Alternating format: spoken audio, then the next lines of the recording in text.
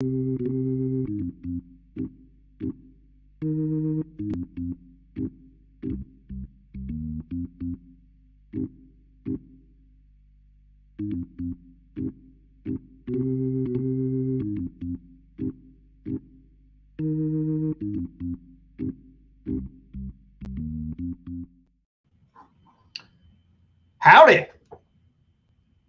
It's me.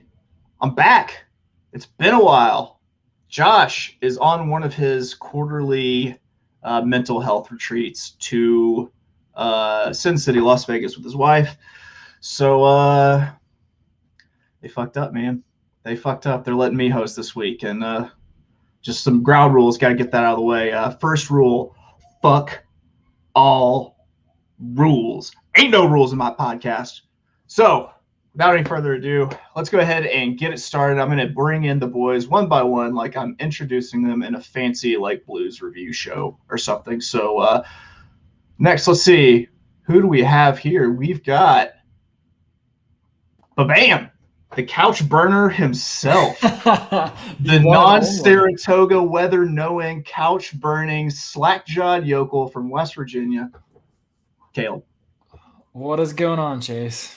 Man, not a whole lot. How are you, sir? It's been a while. It has been. Glad to have you back, and looking forward to talking some racing. Yeah, man. Yeah, man. Should be good. Should be good. Let's see who else we can add here. Bam! Mr. Brian Duransky, BD horse player. Look at this guy. Hi. Oh, my goodness. It's so different. You're so upbeat and positive. Josh is usually just there. Yeah, with his like Joshy like NPR voice, just like. He does have that kind of podcast voice. Like you want to like and subscribe his voice. It's not your fault. Yeah, I want to like and subscribe your voice, Brian. He always sounds like he's going to lead us into like a sad oboe solo in a stairwell. Did you ever watch? You ever listen to overnight radio on AM radio? George Norrie, like the guy that used to talk about Bigfoot all the time. I convinced Josh could host that show. All right, so we've got one more person to bring in here, and I'm going to be honest. I do not like the picking on this next guy that's been going on. So I'm going to pull him in, and then I want everybody to compliment him. I don't want it to be ironic or sarcastic. So bringing in our friend to me and you, lover of bees and Lambos, Mr. Mark Capitan, 2 turns. What's up, guys? Look at this guy. Hey. Hey. Nice shoes there. That was ironic and or sarcastic. Crap. So we're doing this with 3 tonight, apparently, because someone can't follow rules. Okay, just kidding. He's back.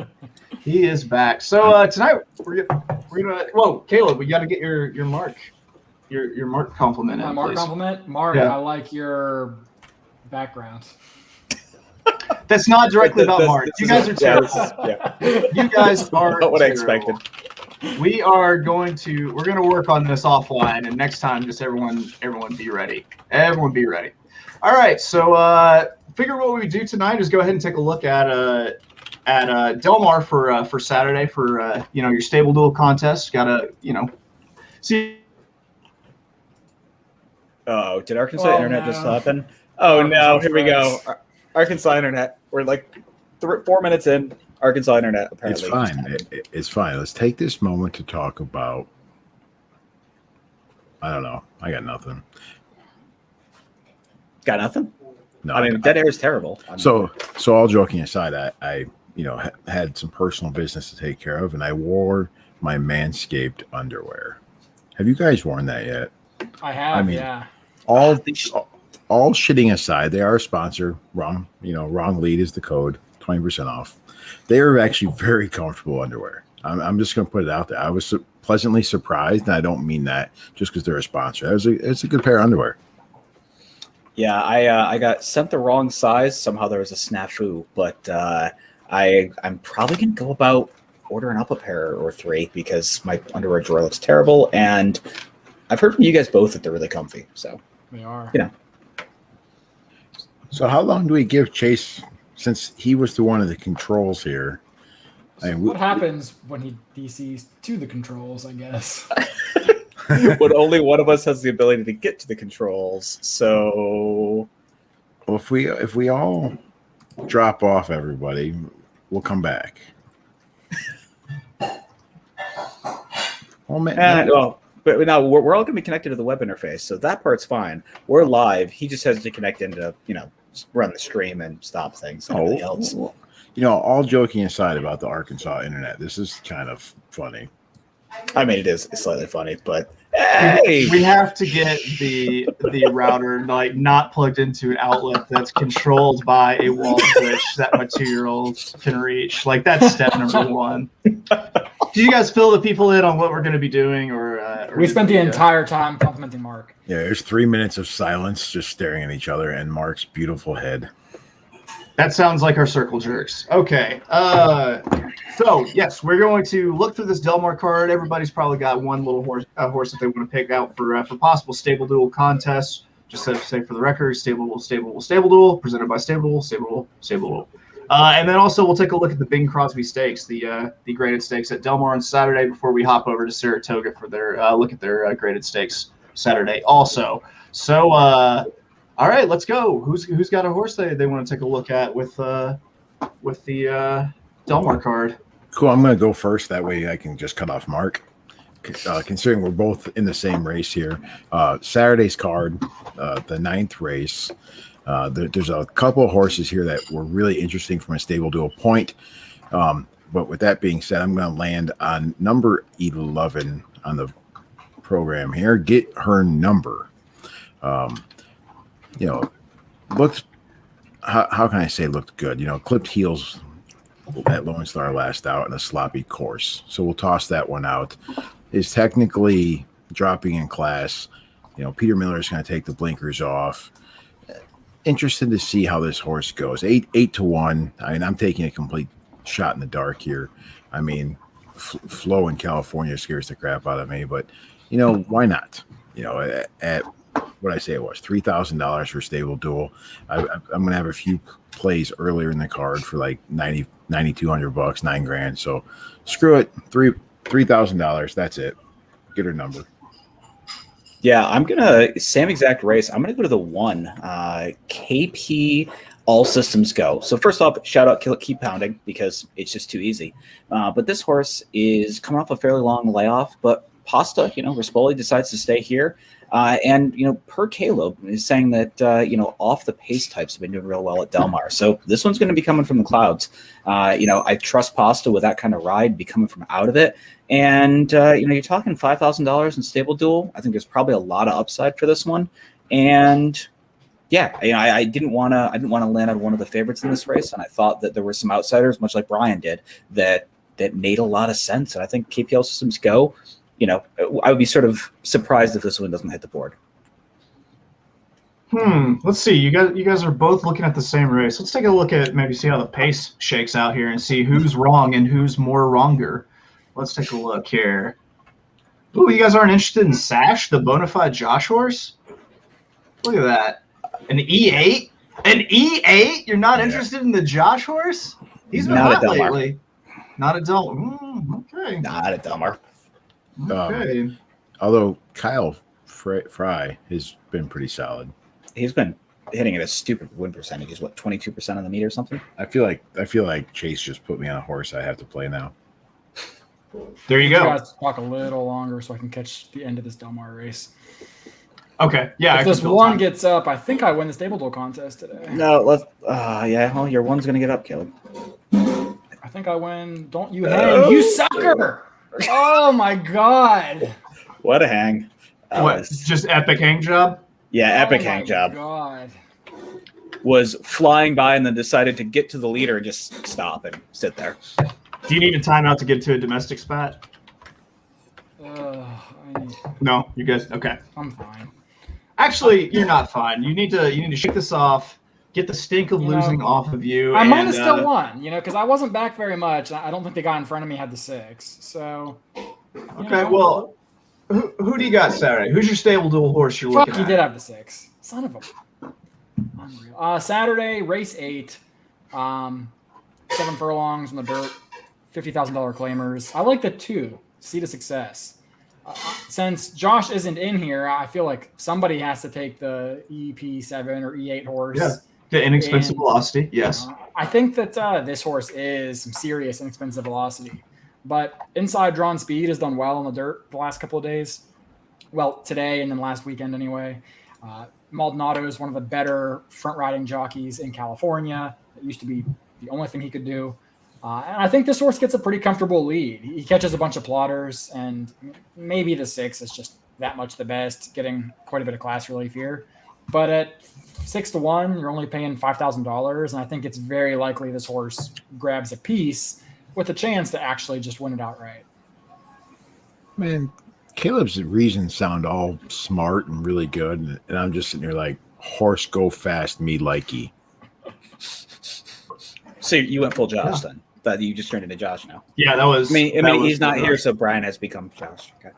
By the way, how glad are we that he didn't tag in from his Vegas vacation to make an appearance? Do you remember, Mark? Do you remember how that was last time? It became an advertisement for the Las Vegas Tourism Bureau. Yeah, it literally was Josh's like a full tour of his hotel room, and look at the beautiful view and the slideshow, and until finally we were just like, we get it, you're fucking on vacation, and then we were able to get into the horseplay. So I've got a different race. I'm looking at, I think it's 3. Yep, race 3. It's a 2-year-old baby race, and I want this too. Fowler Blue at 6-1. Got Abel Cedillo up for Luis Mendez.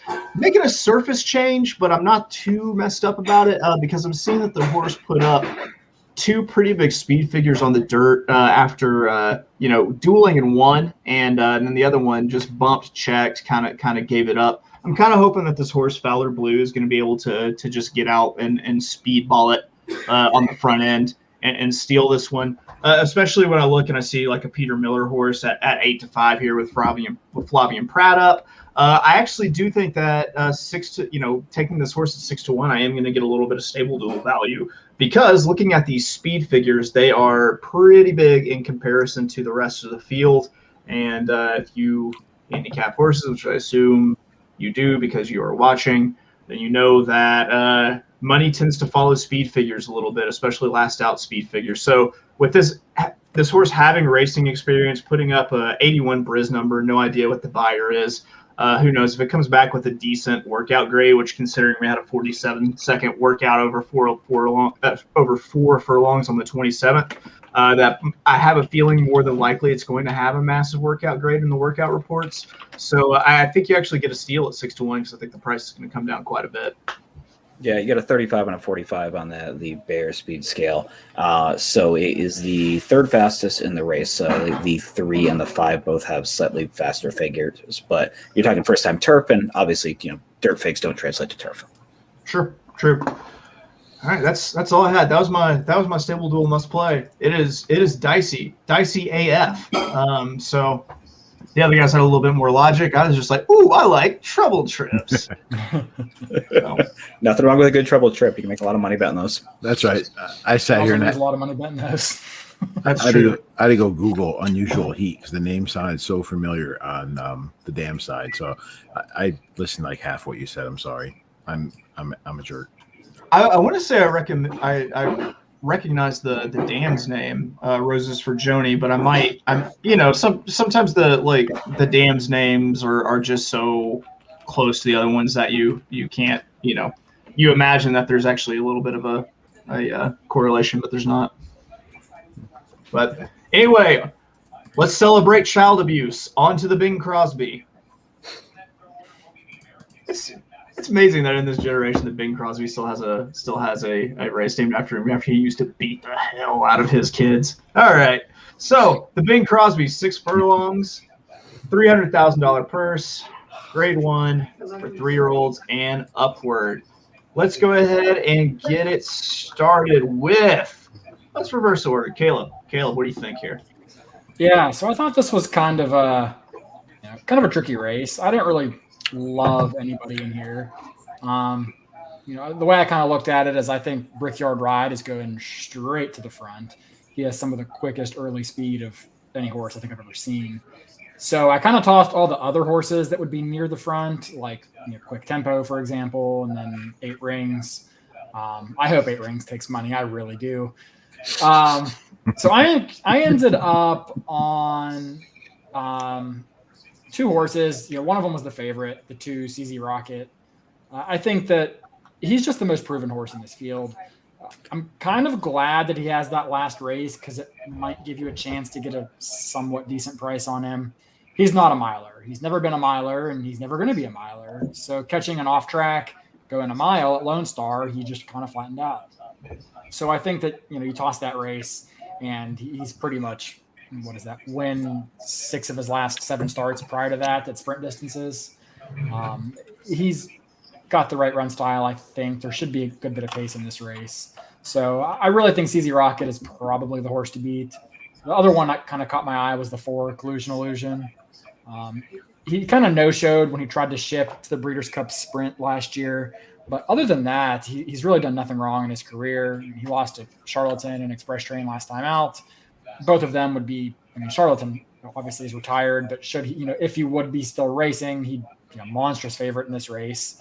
And Express Train also has come back to win a couple nice races. So I think Collusion Illusion, first off the long layoff here, should be pretty fit. He's fired off layoffs before. He broke his maiden at first asking. So I'm not too worried about the layoff. With any improvement from those 3-year-old numbers, I think that he's a dangerous player here. But I do think you have to demand somewhat of a price with Tyler Bays on board. Yeah, I looked at the race and I thought the same thing as Caleb here. A pretty wide open race. I really wanted to like Collusion Illusion, but Pratt gets off, and I found that really interesting. He'd been on, I think, 3 of these in here last out, and he ends up choosing Dr. Scheibel. I think you say it with Scheibel. So I ended up kind of landing there on the 8 with Dr. Scheibel on top, thinking that Pratt must know that this one is ready to go, and he's landing on the horse that he thinks gives him the best chance to win. Now, with that being said, at 7-2, this would not be my stable duel pick. This would be a horse that I might build around, daily doubles, pick 3s.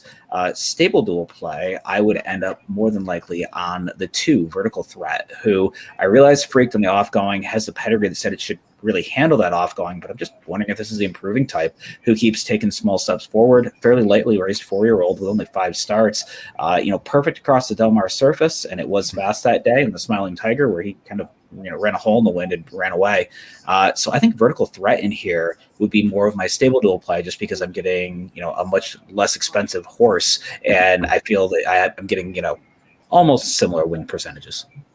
So question for both of you. Do you feel like with CZ Rocket, you end up getting a little bit of stable duel value at 5-2? You got to think that at 5-2, more than likely this horse takes quite a bit of money, especially with its recent performances. I think so. I don't think he'll be even money or anything like that, but I think he probably goes off 9-5 maybe. So yeah. I do think you get a little bit of edge there by playing him at 5-2. Yeah, and he's probably the likeliest winner, right? So in stable duel, you're trying to get points, and if you get a winner, that's your 65 points or something. So yeah, I would have no problems with anybody saying, "Hey, I'm going to pay up to get CZ Rocket," because I'd be kind of shocked if he doesn't hit the board. All right, so my second question regarding CZ Rocket is going to be, shouldn't this horse be in Saratoga racing against Whitmore? I think he's probably trying to duck company because there's a couple like Whitmore being one who are running back, and they are looking for the softer spot with a similar purse, and so they kept him out west. That's exactly the answer I was looking for and trying to set you up for. You're right. CZ Rocket is a punk bitch who is ducking Whitmore. Whitmore. You heard it right here. Brian, what'd you think? Really ducking Whitmore? CZ Rocket went to California to run against Mahong Valley's own Vertical Threat. That's like a similar, Whitmore, Vertical Threat, the Valley. Come on, man. I'm not going to say anything else those two already didn't say. The only thing I want to say is I really like the movie Law Abiding Citizen. I want to find a reason to play this horse, but I can't. So I'm going to side with Caleb here. I think Collusion Illusion, even though the layoff's there, if the price is right, I'd probably need more than 4-1 to put a win bet there, but that horse is definitely intriguing to me. But Caleb touched on most of the key points there, so we can move along, Chase. All right. Well, I'm looking at it, and honestly, I really I don't trust closers at Del Mar. I of course haven't paid just any attention to this meet at all. So I don't know how I feel about CZ Rocket. We've already established that I do feel like the horse might be a little bit of a punk bitch for not racing against Whitmore this weekend. So I'm going to say no to CZ Rocket. I actually do like where Mark was headed with Dr. Scheibel, with the horse that's just really kind of on the improve. Hasn't really done anything wrong. Ran big in the Del Mar Futurity. You've had Flavian Pratt aboard for the last two, and he opts to stay aboard here. So I think it's a pretty good. To me, that feels like a pretty good sign. And if the horse can improve off of the last start at Santa Anita, then it should be a good race for Dr. Scheibel. And I mean, I have a hard time. I think Dr. Scheibel maybe gets into trouble if he lets the pace get a little bit too far out in front of him. So I feel pretty confident that Pratt will keep him within a couple lengths. Yeah, and I think from his standpoint, he's going to have a lot of pace in front. He should be able to sit that pack at trip. He's just got to be good enough, and that's always a question. I think there's a chance this gets really spicy on the front end. Well, isn't that kind of the problem? Isn't he just, based on what he's shown, not good enough? At 7-2, he needs to improve quite a bit to figure out most of these horses. Agreed, and that was my problem with the 7-2 morning line, is the fact that from a stable deal standpoint, I don't think there's any upside there, because maybe he's just not good enough and he finishes 5th or 6th or something. I would rather take a horse that I kind of know what I'm getting instead of one I'm hoping for more upside from. So I feel like this gives us this comment by Wrong Lead gives us a little bit of a peek behind the curtain as to who the great Oz is. Reporting in from Las Vegas, our boy Josh. I hope he wasn't paying attention earlier, but he obviously is now. So let's pump the brakes a little bit, guys. Yeah, that's an E8 he spies. We know who he will be on. Let's just go ahead and pencil in Brickyard Ride for Josh. Was there any surprise there? Fuck no, absolutely fucking not. That was, death, taxes, the sun coming up, and E8s and Josh, like just certainties in this world. I just wanted Josh to be here to point out that he was on a 1-9 horse and the jockey couldn't stay on. I wanted to talk about that because I choose violence. Are you talking about the Saratoga race yesterday? Yeah, the jumps race. The jumps? Yeah. Oh man, I also was on that horse. So yeah, you're really choosing to clash here. Yeah, I think that covers it for the Del Mar portion with our stable door horses, and also the Bing beat my children senseless Crosby stakes. You guys got anything to add? Anything to add on Del Mar? Who's been watching Del Mar? I know you have. You have, Caleb. I'm pointing to you if that happens. So what have you been seeing? What's the track telling you? If you were to put your ear to the rail, like some sort of degenerate gambler Native American, what is the track telling you? The track is saying, honestly, mostly fair. Speed has been good on dirt, especially inside speed. We saw a number of horses kind of get the rail and just not look back. That's kind of unusual for Del Mar, where normally outside drawn horses do better, but today and last weekend, it was more of an inside speed flow. Turf is still off the pace. It's very tough to win at Del Mar on the lead, even if you're by yourself. It's tough. So, off the pace horses on turf. Don't sleep on Pratt and Rispoli pretty much anywhere. And then dirt, you want to be kind of on the lead and forwardly placed. And a lot of the smaller jocks are doing well in the dirt. Pfeiffer's getting a number of nice wins. Ricky Gonzalez, a few others are riding pretty well. Okay, go ahead. Hey, Caleb. Sorry. I didn't realize Mark was talking to. How did you guys trip up like that? Like, I'm up here like directing traffic, and it was just like I blew the whistle and waved the glove for someone to come through, and then Mark just came through and fucking T-boned. That's Brian then Mark. Brian then Mark. Like most little men, they can't wait their turn. It's a syndrome. I'm sorry. Too far. You're gonna have to compliment him after this. Please continue. God, look at that smile. You're beautiful. Thank you. So, Caleb, if you recall, wasn't it, when the whips changed at Del Mar on turf, you want to be like within 3 lengths of the lead. So when you say off the pace on the turf, are they still mostly forwardly placed there? Or are you starting to see deep closers in California again? You really are seeing the deep closers. I mean, I wouldn't say it's ever advantageous to be 6 or 8 lengths off the pace, even on turf. But I will say that it's not just like the stalkers who are sitting second and third or the ones winning all the turf races. You are seeing a lot of horses come from 4th, 5th, 6th, position, 5 or 6 lengths off or more. Do you think the horses are getting used to the no whip rule? To they've been trained so long to respond to the whip. Now they're actually kind of getting used to the hand urging and everything. Do you think that might be the case? No. Okay. Yeah. Del Mar just is a more fair track, I think, than Santa Anita, especially on the grass. Okay. 2-year-olds, maybe you could argue that they're getting used to it a little bit, but these old 6-year-old claimer warriors, probably not now. Okay, so Mark, I've noticed that you call Umberto Rispoli pasta. Why not just ravioli, man? It feels like the low-hanging fruit. I like to say that. Oh, sorry. Please, Mark, continue. I really got nothing. Just the name kept evolving, and you sort of pick a nickname you feel like. So I was going to ask though, Brian, what's your Emerald Down stable to look like? What do you got here? I'm going to finish first.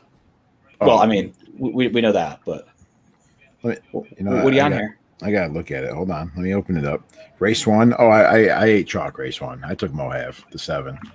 See, I took the 3. I was on the 3, and then I had some extra money left over, so I did move some things around. I thought Haynesfield Hit was interesting. I also tried to make an argument for the 5, Shanghai Curly. So, I mean, there's multiple ways you could have gone in race 1. Yeah, 7 was my B choice. Sorry. I used the 3. I think same one as Mark. Yeah. So wait, did you just copy mine and change one horse again? No, not this time. I just picked the horse that Tom Forward said would be on the lead. I did Josh's best impersonation. Chase, I think it was when you were in the Nebraska garage. But Caleb took Mark's picks and changed one horse, but actually finished like 90 points behind Mark. And I don't even know how that happens. How did you do that? That's amazing. It's pretty talented. Yeah, I feel like by losing, you actually won because you did the way harder thing.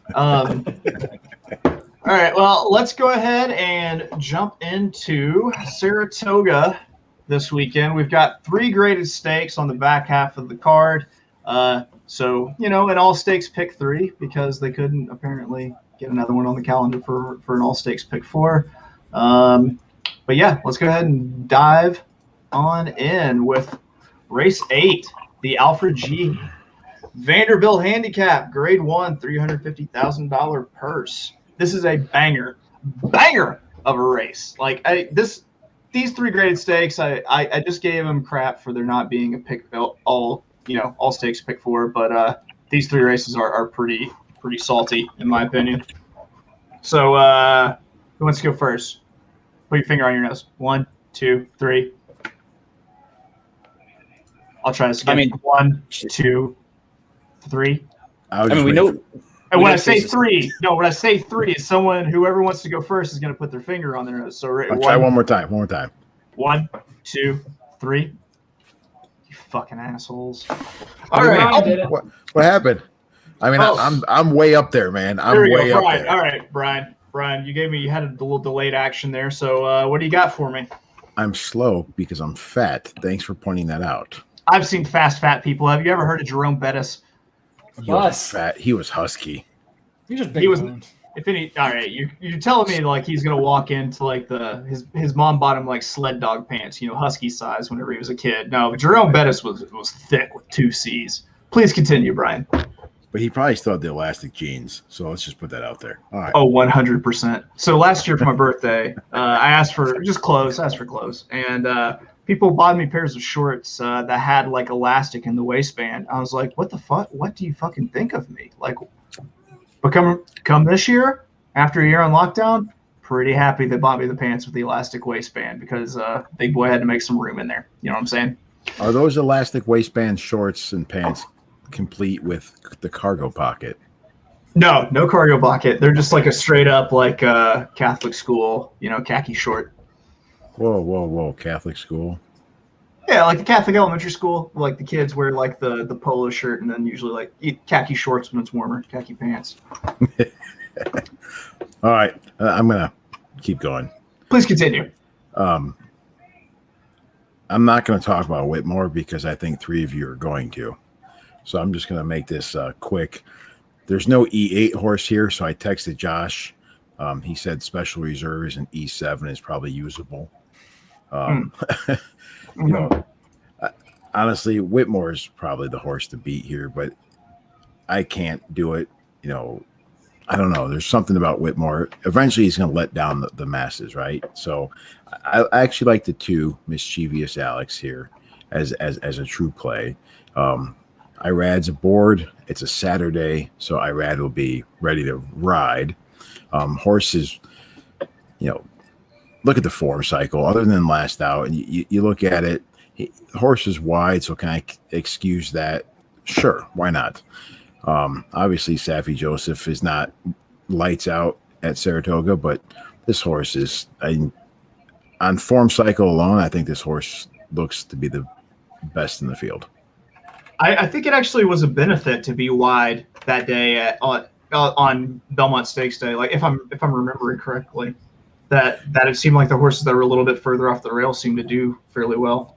See, I say that, but you know, I'm going to say something that is probably why I'm blocked by somebody on Twitter. But you'll notice the jockey that was aboard that day was wide. And I don't seem to like that jockey when he goes wide. He seems to manage to go wide at like odd times. So it's just personal opinion. I notice when Jose goes wide, it's usually, you know, at the half pole. It's like, why are you going wide now? Wait. But that's all I got. Okay. That's fair. Mark, what are you thinking? Yeah, no, Mischievous Alex makes a ton of sense in here. My question just all along is, who's he really beat? Like, I mean, Mind Control and Cajun Brother, Admiral Lynch. I mean, there's a lot of horses in there that are sort of C-tier type horses, and I think the morning line's kind of wonky having him be at 2-1. I thought 4-5 at Emerald Downs. Sorry, continue.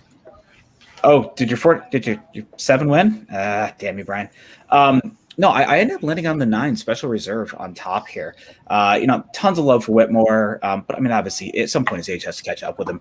I thought the morning line here was a little bit weird. If you're, somebody looks at time form figs, or you look at Bears figs, seems to be that special reserve's in really good form right now, and he seems to be the fastest, horse in the field in his last 2 races. Again, you can play the game of, he was at Prairie Meadows and Pimlico, and maybe those weren't the toughest races, but I mean, he got beat by Flagstaff, which but besides that, I think Special Reserve is the fastest horse in the field. You just sort of have to hope that Joel doesn't pull a Joel and do something stupid, which is always a little bit suspect. And then after relevant question: how many lengths back is Special Reserve going to be at the first call, given the fact that Joel Rosario is aboard?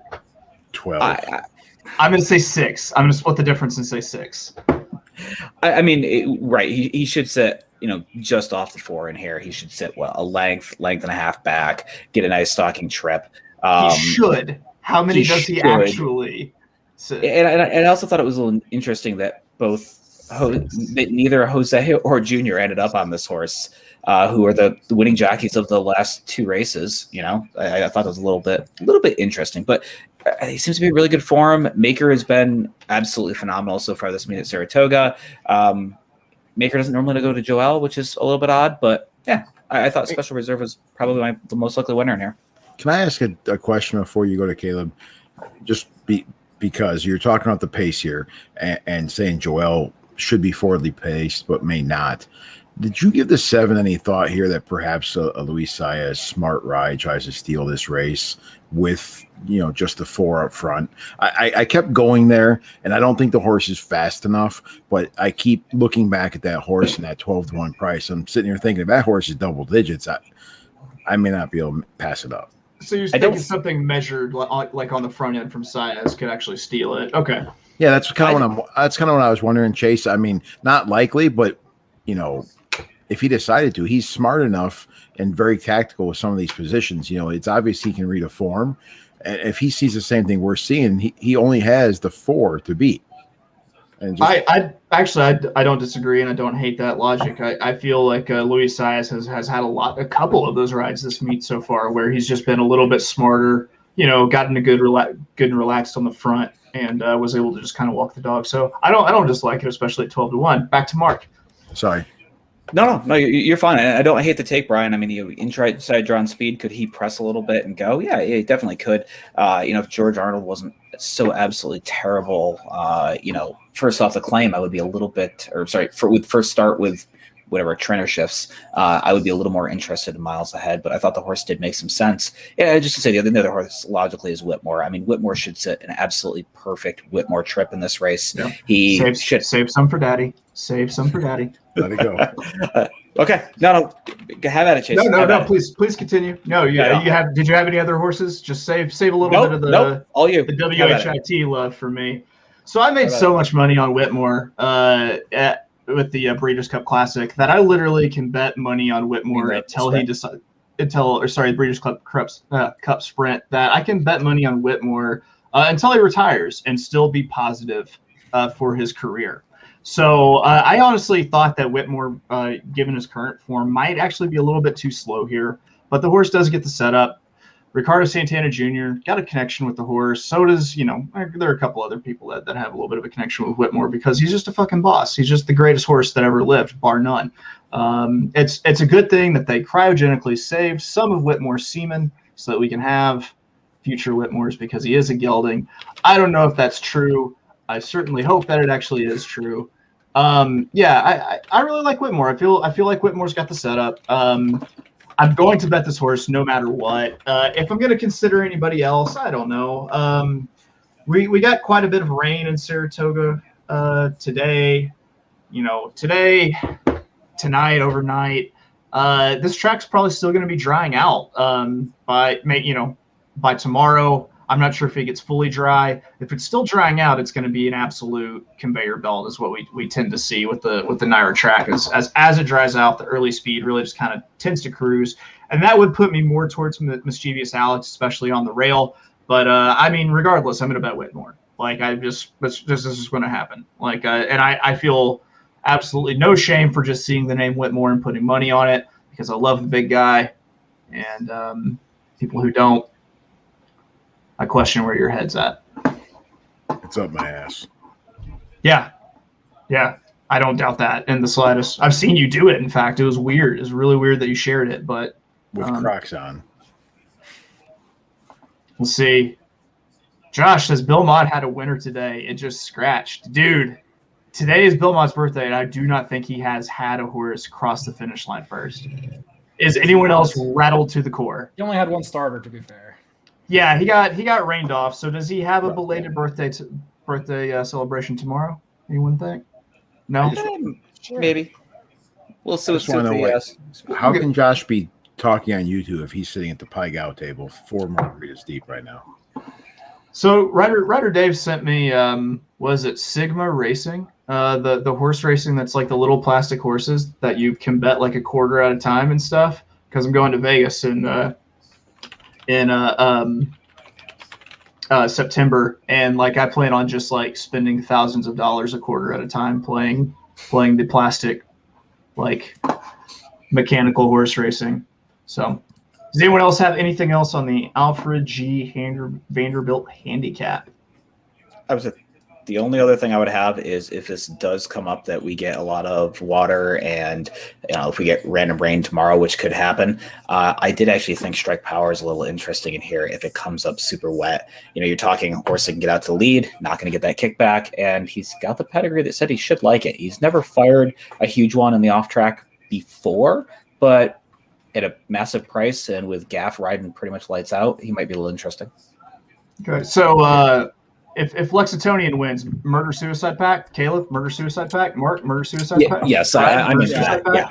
This horse is scared to shit at me at least 2 or 3 times, looking like it was going to beat me, and then just I've lucked into a photo 2 or 3 times against Lexingtonian. So I know that horse has one up its sleeve against me. Maybe tomorrow or maybe Saturday will be the time. Okay, well, you're in for the murder-suicide pact yeah. for when that does happen, so that's good to know. Last one alive. Make sure you take care of yourself. Caleb, where did you end up here? Yeah, so I don't see anything really creative here. I kind of like Mischievous Alex the best. Just like I said about CZ Rocket, it doesn't want a mile. I don't really think Mischievous Alex really wanted a mile, especially against some just better milers with Silver State and by my standards. I think he's probably the best sprinter in the country right now. So I think he's the horse to beat.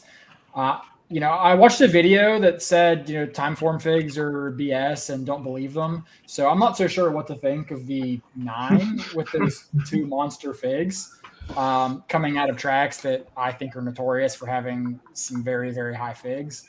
So, at 9-2, that's not a bad price, but I think that horse gets bet pretty hard, and I'll probably let it beat me if it gets 3-1 or lower. But at 9-2, I might be a little more willing to entertain it. And then I agree with you about Strike Power. I think that horse has an outside shot at a nice price.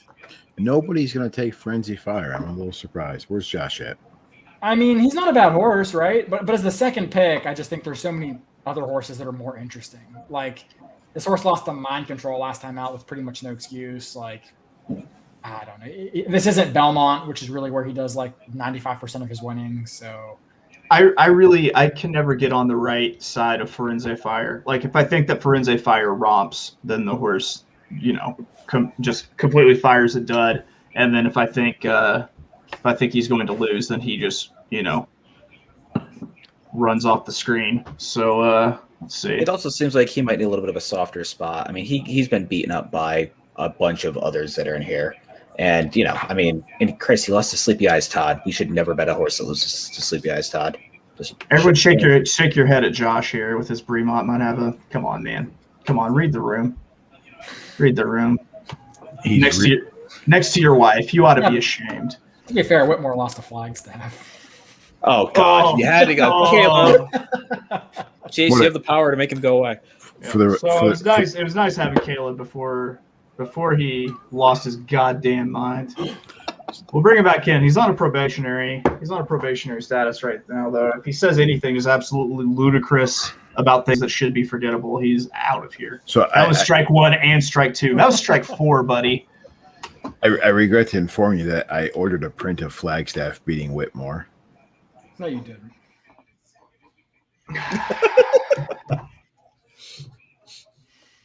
Fucking Philistines. They just don't know how to handle themselves. Josh leaves. People start popping off at the mouth. You're back in on a probationary period also. It's going to be my background when it comes in. It's going to be beautiful. Anyone else have anything on the Vanderbilt? Hey, since Josh is in Vegas and you just mentioned it, have him go to the D and make sure. They were the only one with the Sigma game still left, Chase. Yeah, supposedly them and MGM. So, but Josh, I'm not even going to bring up Josh's comment because it's so dumb. He should be doing our recon work to make sure that Sigma Racing is at the D. Didn't he bet Jakarta at 4-1?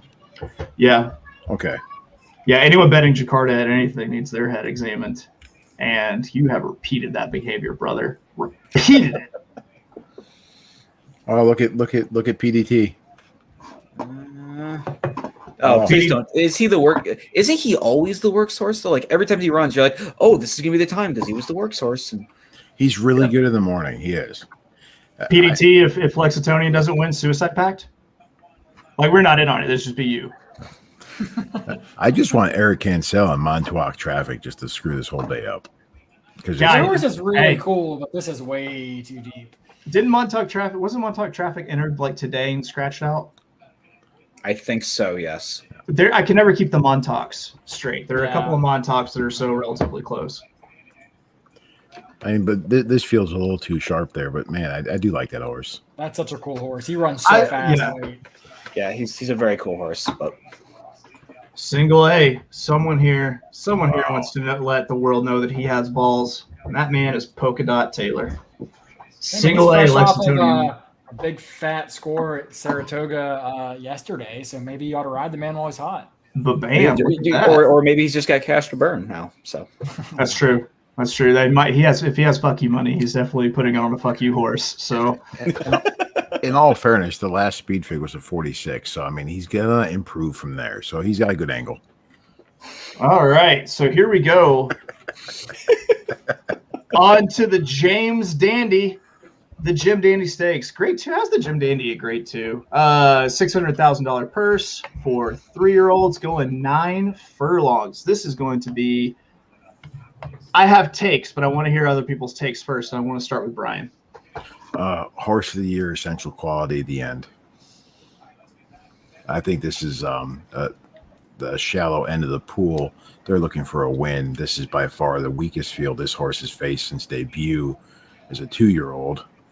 And I don't know how this horse doesn't win. 1 to 2 in the morning line is probably a fair price. If I was going to go price shopping here, I'd probably look at Keep Me in Mind, just because Joel likes to show up. But I mean, essential quality. I don't want to say what everybody else is going to do in their late pick 5, but he's going to be a single on probably 90% of the tickets. So there's no part of you that says let's toss essential quality and try to get around. You think it's the must use free square single of the sequence? I think this is just a resume building G2. I mean, it's a good prep race for what the horse is going to do in a month, but I just think this is a resume winner. You know, looking at breeding later on, they're going to just throw this in there. I mean, nobody gives a rat's furry ass about the Jim Dandy winner. So, like, no, but the purse for a grade 2, the purse is phenomenal. Okay. Oh yeah. 55% of 600,000 for this race, and there's only one horse here that's really a threat to essential quality, and that's if Luis falls off and Brad Cox forgets to put the saddle on essential quality. So, you know, I'm going to save it. I'm going to save it for when I come back. Let's go with Caleb. Caleb, what do you got? Yeah. So, you know, there's no real argument you can make against essential quality on paper. Like, he's the best horse in the race. He's the most accomplished horse in the race. He's the fastest horse in the race. Like, if you're going to try to go against essential quality here, there's probably 2 angles I think you can take. One of which is that this isn't the goal. He wants to win the Travers. The connections have said as much.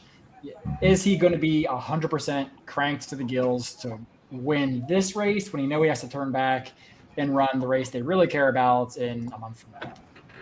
That's the one way to look at it. And 2, he's cutting back quite a bit. I mean, he's going from 12 furlongs to 9 furlongs. I mean, it's not that he can't handle the distance. Clearly, he can get any kind of distance. But, is he going to be maybe a little farther off the pace than he should be? Or is he going to be a little bit flat, not really be ready for some of those opening fractions? I don't know. I mean, he is absolutely the most likely winner in this race. To me, the way you use or don't use him just depends on your opinions and the rest of the sequence. If you think the rest of the sequence looks pretty chalky, you probably just don't play. Because pardon me for just 1 second, Caleb. Josh, who are the guys? I thought we were the guys. Who are your second group of guys that you were talking to? Well, he's in Vegas, man. Don't ask things we don't want to know about. That's a good point. That is a good point. All right. Sorry, Caleb. Please continue. You're good. So, like, honestly, I would channel my inner Josh in this race, and I would look at both the E8 horses, the 2 and the 3. You run the risk that they both go to the front and they duel and they kill each other, and essential quality wins in a laugher, like, sure. But, it's unlikely, I think, for Irad to get into a crazy speed duel. You don't see that very often. And Mask Parade, while being listed as an E8, has actually never made the lead. So I think that there's a chance that whichever one of those kind of gets the best break and establishes position, I do think the other one will be more than happy to sit just off. So I think that Wayburn probably gets the lead. That's really, the only way he's won before, whereas Mask Parade has been successful off the pace. And Wayburn was just beaten by Mandaloon last out, who came back and won the Haskell with a huge figure. So the fact that they skipped the Haskell to run here instead, I mean, they're probably looking for a softer spot. They got unlucky that they found essential quality. But I've always kind of been impressed with Wayburn since his Gotham win at 50-1 or whatever. I thought he ran a good race, and he hasn't really embarrassed himself too much. I mean, the Wood was bad, but he came back to run okay. Mass Parade has better figures, but you do have to kind of question the quality of Ohio Derby. Those would be the only two horses I think that could reasonably turn the table on Essential Quality. Is if one of those two gets loose and Essential Quality just doesn't have it in him today, and he's not cranked up or whatever happens, and one of those two steals it. I can't see somebody else passing Essential Quality and beating him, like Keep Me in Mind or anybody else. Yeah, I tend to agree with Caleb here. I think Essential Quality wins this probably 90% of the time, right? And I think the only way he loses is I think the pace on this race is a little more suspect than it may look on paper. I think there's a chance that this might be a real dawdling pace. They might be really just walking on the front end because I don't really know who wants the lead in here. I think everybody kind of wants to sit off it, and if they absolutely walk, can Essential Quality fire and get home? Yeah, maybe he's still good enough to do it. But he's not cranked. There's some reasons to be a little suspect. I imagine he wins in a laugher, but it's one of those game theory sort of races. Like, if you want to use any horse that isn't Essential Quality, you almost have to buy the field and try to spread and get around him. So we'll see. It's not my favorite iteration of the Jim Dandy. So I'm going to take the shot with Mass Parade. I think I'm going to be one of the contrarian assholes who decides to toss Essential Quality. And you got to, like Caleb said, you got to really put on the tinfoil hat, to get to some of the angles here. But I agree that it is 100% not the final destination for Essential Quality. The Essential Quality is on its way to, what do we got there? What do we got there, Brian? Just figuring out your angles. Oh, there you go. Essential Quality is headed towards the Travers and then on the way to the BC Classic, has to be. The other thing is, Saratoga, man, it's the graveyard of champions. How many times have we seen horses that are crazy 1 to 2 shots, 1 to 9 shots, just absolutely fall flat or come up empty on the way home? The other thing is, I do think that you're not going to see a speed duel develop. I feel like Albert Stahl actually kind of had a little bit of a moment of clarity by bringing Miguel Mina with him and not getting a New York Jock aboard, because I feel like Miguel Mina is actually maybe a little bit more aggressive than 90% of this field, with how some of these guys decide to ride with just, I'm going to sit back and I'm going to watch the other horses get smaller. And that's the end of the race. That's it. That's what I'm going to do. I'm just going to let early speed walk away. So I 100% feel like Irad is going to take this horse back way too far with Weyburn, and Mass Parade ends up walking on the front, and then it's game on. I know that I'm gambling here. It's definitely, but the price is going to be there to take the shot with Mass Parade because it's going to be game on at the top of the stretch. Essential Quality, can you catch up? Mass Parade, can you pull away? And that's the angle that I'm going to take, and hopefully I get away with it here. So yeah, I find it interesting that you're all saying that the pace is going to be detrimental to Essential Quality. This horse has proven the horse can run with right up next to the leaders and finish at a mile and a 16th, a mile and a 16th, a mile and an 8th. The horse has been within a half length, within a length, and has been able to win those races. I don't think this horse needs the pace that you're projecting. I know that the running lines show, you look at the Kentucky Derby, the horse was 7 back at the first call, or 5 back at the first call, sorry. Obviously there was gate trouble there, and we all knew that. But this horse has been pretty versatile throughout the career, so I don't see the horse being as pace compromised as you guys do. I also see a little bit of like an AB pattern, like an on off sort of thing, and if that's the case, then I also think Essential Quality might be due for a maybe come up a little bit empty. His Belmont was huge. There's we can use the word bounce. I don't think that happens. Brad Cox horses tend to not do that, but there's always that chance, sure. And if you're trying to pick holes on a horse and you're trying to get around him, if you get around him here, this late pick 5 pays stupid. So because everybody's 99% of people are going to be single to him. So, but if you look like at the Briss here, even if this horse doesn't run a best, say he comes back and regresses and wins and runs a 99, that still beats most of this field. Weyburn hasn't ran triple digits since he ran at a mile. Since he's gone over a mile, the horse has been, low 90s. So I don't think this horse needs to run a triple digit 110 to win here. I mean, and I just want to say for the record, this is your most likely winner. 100% essential quality is your most likely winner. But I'm just trying to figure out ways where I can make my day a little bit more fun, and maybe I get lucky. Oh, No, I agree. agree. I'm just I agree. arguing the pace scenario there. That's all. I agree with you, Brian. He's not where my head at, man. He's not a pace-dependent runner. I mean, not at all. But a little bit of a push button horse. Also, fun fact: Godolphin. I usually sing the name of it to the tune of a Lil Wayne song. Go Dolphin, because that's my dolphin.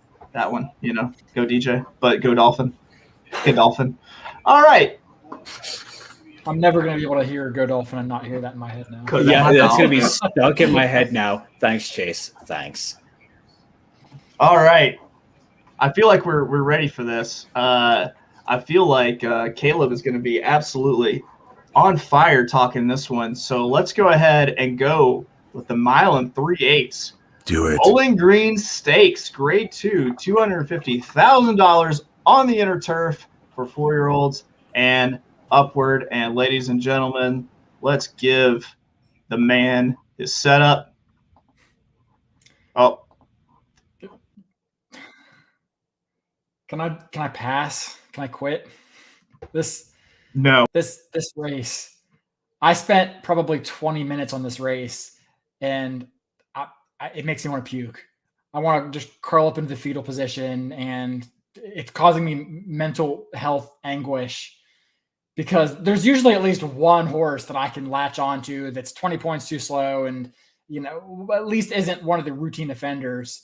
But, oh, my God, they couldn't have fielded a worse bunch of has-beens if they wanted to in this field. Tell I mean, like, every single one of these horses stinks. I don't know where, I don't know. I mean, I tried to convince myself that Red Knight might not be washed up, but it's kind of hard to get there after his last couple of races. And, he really does better at the longer distances, like 1.5 miles anyway. Moon over Miami, I had some hopes for, but he's proven to be Moon overrated Miami instead. And then, Moon Shamrock, overrated. I mean, Shamrocket, okay, he's great if I want a horse to run third, but he just isn't a grade 1 or whatever the fuck, grade 2 kind of horse. I mean, he's a Florida bred horse that wins at Gulfstream sometimes. So honestly, I have no idea who wins this race. So I am latching on to the one bastion of New Hope, which is the 3 Breakpoint. This horse ran like shit last time. There's no way to sugarcoat that. The horse came in here. It was a fairly soft spot, but I feel like that was just a weird day. I mean, the winner of that race, Mega City, day. That horse wired that field at 50-1. Yeah, the horse opened up something like 8 lengths or 10 lengths on the next horse. And I think everybody said, okay, we'll just let the 50-1 go. That horse can't beat us. And that horse beat them. And, it kind of had a blanket finish at the end. It was a weird race. This horse went off at, 7-5 or 3-2 that day, 7-5. Bring it home. Big finish. Was clearly well meant, was undefeated in South America, was coming off a 6-month layoff. Maybe he just needed the start. I know Chad horses normally don't. Maybe he just needed the start. I don't know what happened. But the thing is, in this race, I'll take the evil I don't know versus the evil that I do. And I know all these other horses. I know Cross Border. I know English or Channel Maker. I know Channel Cat. Breakpoint at least has upside. He's only a 4-year-old colt, and he took a ton of money in that debut. He was actually favored over Cross Border in that start. And Chad Brown wouldn't wheel this horse back in a grade 2 if he didn't think this horse had a chance. I mean, this horse didn't disappear off the shelf for 6 months. He didn't go into Monmouth or, fake Chad's playground. He went to Saratoga and he got thrown into a G2 with Chad's, one of Chad's 2 entries in here. I'm not going to get fooled on Rock Emperor, not again. That was a terrible field he beat last time out. So Breakpoint is the only horse that I can use, and that may or may not be real logic, but it's what I'm sticking with. That was powerful. That was powerful stuff. I think we might get an Eclipse Award for that. Let's see. Mark, what do you got here? Yeah, much like Caleb, I will cut Breakpoint a second chance in here. That clearly that was not the target race for this one. They were pointing to something further down the road, and I'm hoping that this is the further down the road race. Don't know if the horse is good enough, but I will give him a second chance in here. Obviously he doesn't need to improve off that, but I think Chad's not sticking him here because he thinks this one doesn't have any talent. So I will give Breakpoint another chance. And the other horse, I'm going to go back to the well. And I know Caleb's already shit all over this horse, but that's Cross Border. Cross Border is 5. Well, has never missed the exacta on the Saratoga turf, and he's always right on the inner. So he gets around the surface, and he gets around it really well, getting Luis Saez up and ending champ in this race. So until he fires a dud over this surface, which can be a little bit quirky, I'm just going to keep giving him chances. And I realize he's been crap as of late, but he seems to like it up here. He seems to do real well in the middle of summer. And yeah, I hope I get better than 9-2. Worth pointing out that he is the defending champ who did not cross the wire first. Cross Border. You had to give Sadler's Joy DQ to get that one. A technicality, and Sadler's Joy did deserve to come down in that race. And we can all go back to one other DQ that hurt us all. It doesn't matter who finishes first. It's who they put in the winner's circle. Medina Spirit? Yeah, that one. Yeah, that's the one I was going for. There we go. Country House, take me home. Yeah. If they let 4-year-olds run in the Kentucky Derby, I would most likely bet Country House as the returning champion. Just throwing that out there. Let's see. Yeah, I did that just for you, Mark. All right. Thanks, Brian, what are you thinking here? I've had a pretty good week. A lot of good things in life. But this morning I woke up and I looked at the past performances and realized I have to shit on Caleb. So okay. I'm going to take the channel exacta. Ooh, because talk us through it, big fella. Because Caleb hates both channels. I don't know what he has against channels. Maybe a bad experience with Xfinity. I don't know what happened. No one has good experience. You don't have good experience with Xfinity. No one has good experience with Xfinity. I'm still waiting for that call back from customer service from 3 months ago. Yeah. Now, follow me if you will. Saturday afternoon. Caleb live in the Pick 5. I like how he paints a picture. Caleb singles Breakpoint. And what happens? John Velasquez. Johnny V. The Hall of Fame jockey. Highly regarded. Puts it in your face! That got really loud. Sorry. We whisper for prestige with Johnny V. Prestige worldwide. Wide. I'm sorry. I couldn't help it. I was excited. I like Channel Cat maybe to go wire to wire here and really piss off Caleb. I mean, he's going to beat somebody. I feel sorry for babies and puppies. I don't know what to do. Yeah, that murder-suicide pact might just turn into a murder pact if Channel Cat wins this, by the way. It's just going to be Caleb out for blood. Yes, without a doubt. And then to add insult to injury, the Dubai returning trip is going to just put it right in his rear as Manny Franco comes up for second. That's all I got. Briefly, we thought that Caleb's new Twitter handle was going to be @ChannelCatBrat. I just want to say that for the record. It would have been solid. Yeah, please continue, Caleb. If I had to take a channel horse, I would actually look at Channel Maker. But after the Dubai race, I'm expecting the Dubai bounce. And at 5-2, I think this is a great opportunity to play against them. I also think he took advantage of some really boggy turf courses last year. And also Bill Mott making a deal with Satan to trade his soul in for a couple of Great Stakes wins. Bill Mott is a treasure, and you're saying this about him on his birthday. I think that's pretty fucked up. Caleb. Hey, Caleb, can you talk bad about Jack Sisterton just to put that one in the winning circle for me? If he wins, then God bless him. As far as I'm concerned, he can have it. So I'm gonna go with the man who went down to the crossroads and sold his soul to the devil for the ability to play guitar and train horses.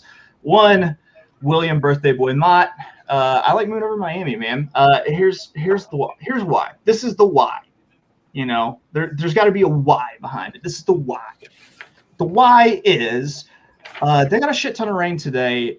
It was a very soft turf course at the end of last week. You could still see a little bit of it Wednesday with the horses that were looked like they might have been clear on the front end, getting chopped down by these big time closers.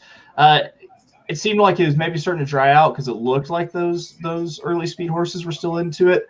But I think it reverts back 100%, and you're going to have a lot of horses that are winning from way off the pace on the turf course. Tomorrow if they're on, and if not, definitely on Saturday with a pretty soft turf course. And if that's the case, then it's really going to set up very well for Moon over Miami. You have a little. I say that there's speed. We always say that there's a little bit of early speed in these races, and then they go 26 to the quarter and 53 to the half. Because this is just the most infuriating group of horses that has ever shit between two hooves. So, we'll see. I'd like to think there's a little bit of a setup there, but I like Moon over Miami as just a straight track bias play. Let's see what Jay thinks here. Slow speed with the Dubai balance. That's a double. Can win, but loves not to, except for this time, Jay. And then Cross Border loves to run second. Breakpoint stunk. Hates everyone, loves no one. Gotta like it. I feel like Jay's gonna bet Rock Emperor there. It's the only horse he didn't shit on. Yeah. That's the only horse that I don't see any shit that's been caked on it. So. Well, you want me to go? Oh yeah, please. Oh, if you have things to shit on, yeah. I thought you were on Channel Cat.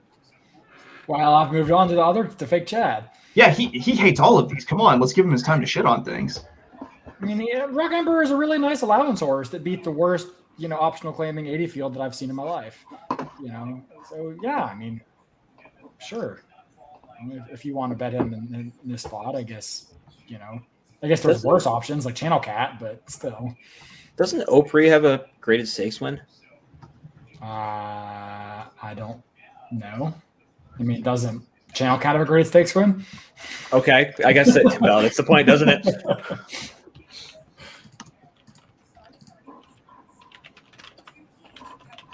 All right. Anybody else? Anybody else have some hot takes?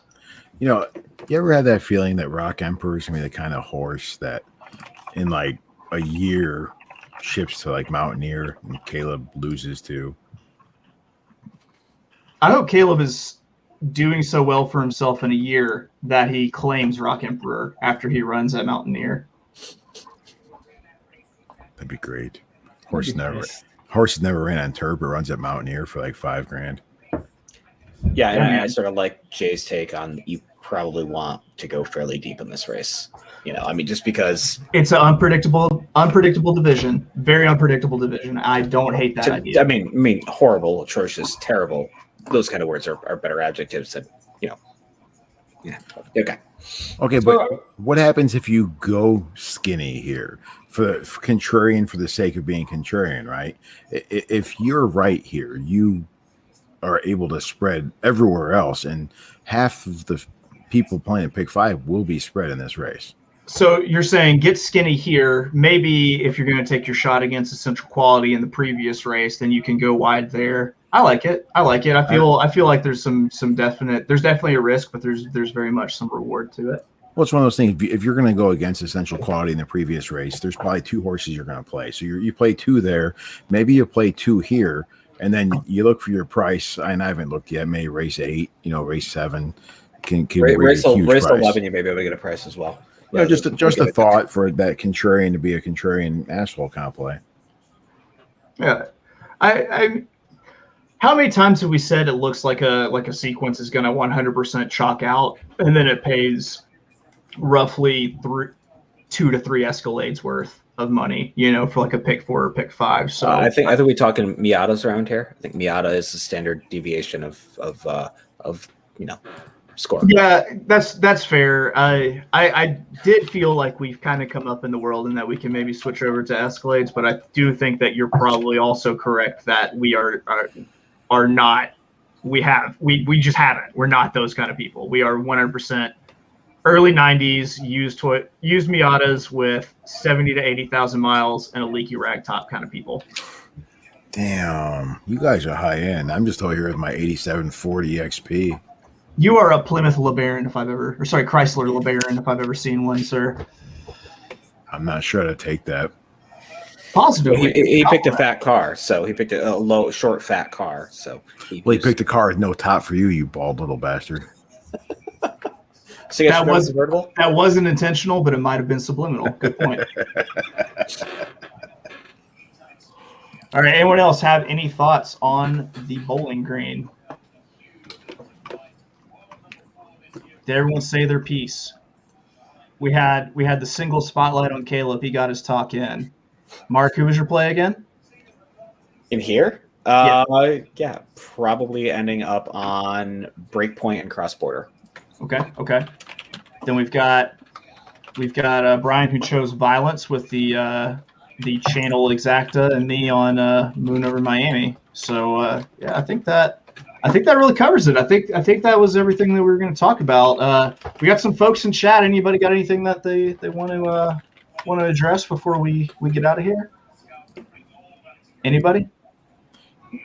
Man, it's one of those weekends where there's a lot of racing, but there's a lot of racing I'm not really looking forward to be honest with you. I'm probably going to tread carefully this weekend and let tote boards dictate my plays. There'll be no pick 5 or pick 6s on my end. Yeah, I'm going to be on track at Saratoga on Saturday, see what everything looks like. Don't really have any plays I love, and I'll be probably similar to Brian, trying to watch the tote board, see what the double payouts look like, and approaching things that way.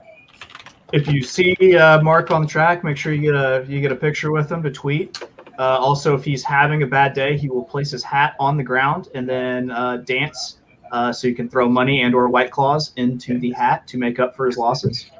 Or if you just buy him a White Claw, you'll be his friend forever. Exactly. I'll give you free pics if you buy me a White Claw.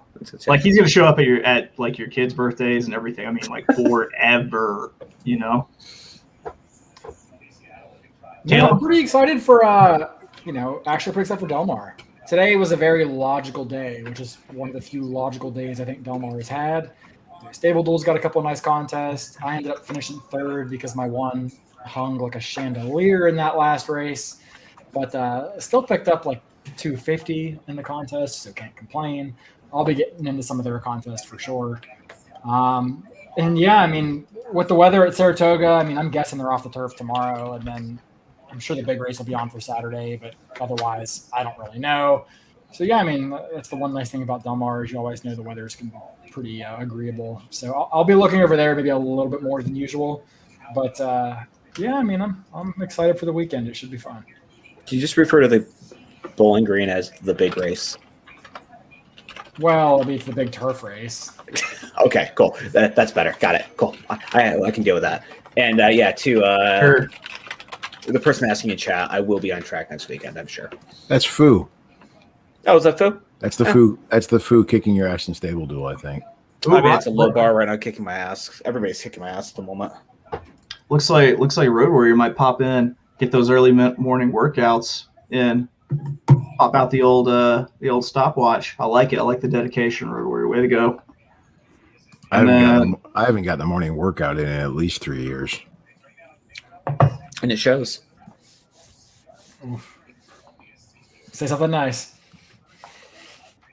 You want to see how I have nothing. I got nothing.